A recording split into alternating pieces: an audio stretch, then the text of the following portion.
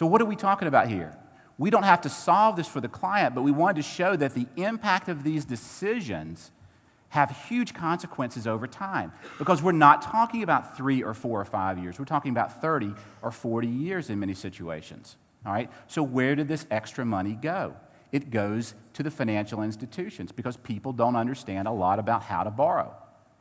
So when we talk about learning to borrow smart, and how would learning to borrow, how would managing liabilities increase your assets, this is a slide that we used with consumers to explain to them what we were doing. So I want to share with you this idea.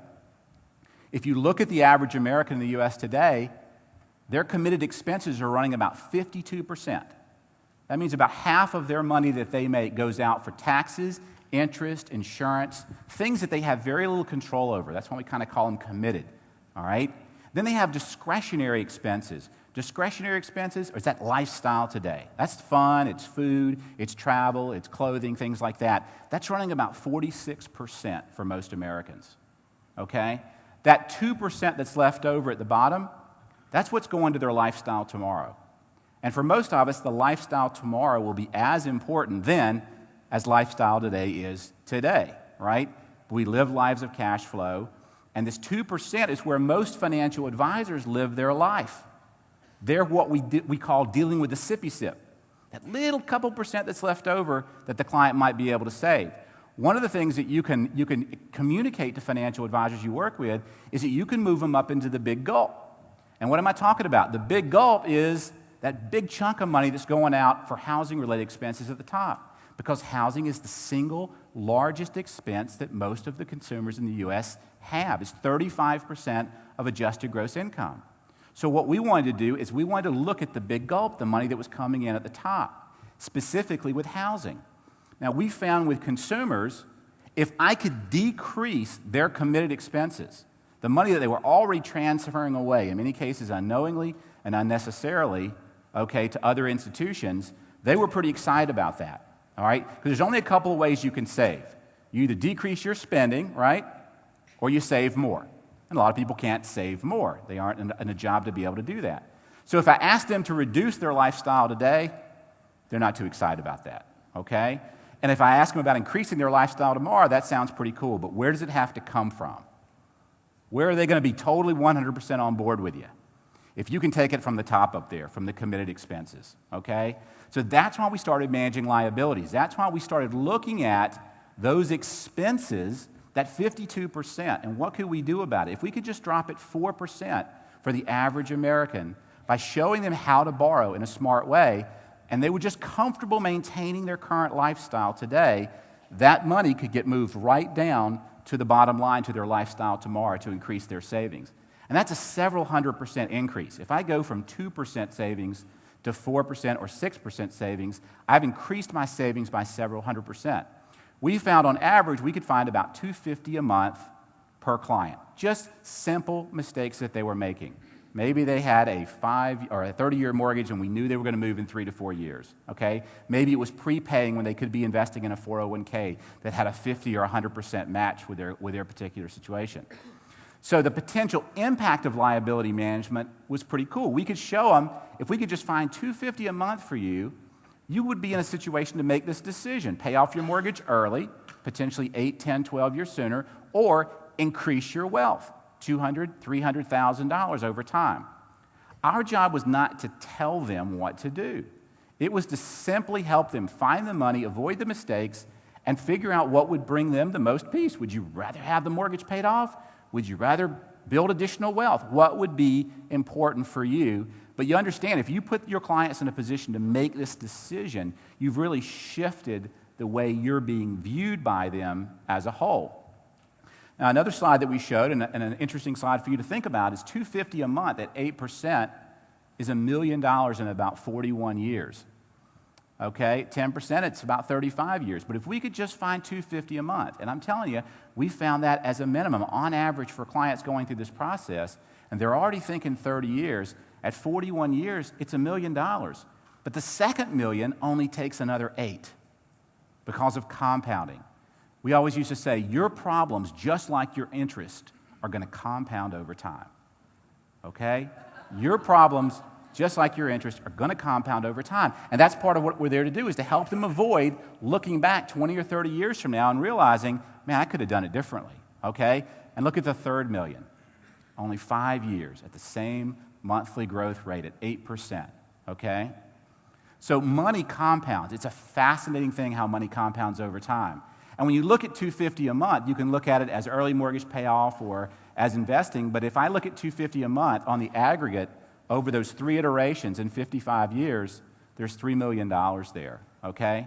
We say that most people have all the money that they need for their financial planning goals right now. It is flowing through their house, okay? They're just heating and cooling the house with the windows wide open. They don't understand what's happening. They really, for the most part, fiscally don't understand basics of financial planning. So the quote that we use as sort of a premise for writing the book, which I just found out recently was an Albert Einstein quote, and he was the founder of the Rule of 72 when he was a patent clerk, is that those who understand interest earn it, and those who don't pay it. And we found that to be true. And I'm sure in your life, as you've learned lessons, you win some and you learn some. As you learn different things, you realize a lot of times how interest works. And it becomes very natural to you. You start to take for granted what you know about lending and wealth as a whole. So when we put the book together, it was kind of looking back over the last 5-8 years, sort of what had we been doing with clients and how were we trying to help this convergence of assets and liabilities. So we called it Borrow Smart, Retire Rich. And we based the book around 7 concepts and 7 steps. And we're going to go through just loosely some of the concepts and steps for you today. Now, we self-published. We've sold about 14,000 copies. But I want to point out, over 70% of those copies have been purchased by financial advisors.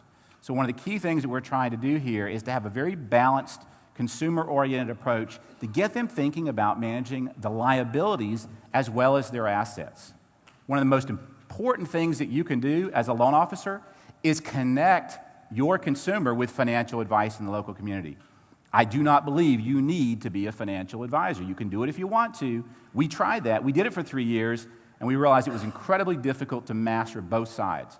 So our advice is always become a financial advisor and learn about liabilities, or be a liability advisor or manager and learn as much as you can about financial advice. Hang out with financial advisors, learn from them, call on them. It will rub off on you, and you will become more and more effective. The way you're viewed by your client will totally shift when you shift from selling products to solving problems for them. So I want to make a point. This is an extremely large game that you're playing. I don't know if you realize how big a game this is, but when you look at traditional asset management, there are 3 key buckets that most of America's money is in: cash, bonds, and equities. $6.2 trillion in cash and cash equivalents, including cash value and life insurance, $3 trillion in bonds, and about $17 trillion in equities. If you're a financial advisor, this is where you spend most of your time. And if you're saving money, you tend to think about where you're going to put the money within those areas. Now, if I go across to the liability side, and I look at this thing in the middle called the house, we now know that the primary residence alone in the U.S. is worth $22.1 trillion on aggregate. But we said there's a problem for advisors in crossing that barrier. What's the problem? When they look at the house and all the wealth there, what do they then have to also consider? The mortgage and the related liabilities. In other words, they're comfortable with suitability, but eligibility is a little bit different story. And as you start positioning yourself in this convergent space, as consumers want good advice, they're going to be looking for an asset advisor and a liability advisor that understands how this stuff all ties together. Because there's $9.8 trillion in mortgage debt, meaning that there's $12.3 trillion net equity just in primary residences right now in the United States. That is a very, very big game indeed. And about 80% of the borrowing is tax preferred, and about 20% is non-tax preferred, meaning credit cards and auto loans and things like that. So a couple of key statistics: 25% of America's net wealth now inside their primary residence. Okay? 19% of America's debt non-tax preferred, meaning they're not borrowing as smart or as efficiently as they can. And this is a key one. Notice all of my key 1-degreers I've gotten red for you, all right? 68% of Americans now have more wealth in their primary residence than all other investments combined. It's qualified and non-qualified investments together. So the house has become sort of a starting point for wealth creation. It is a big part of their wealth.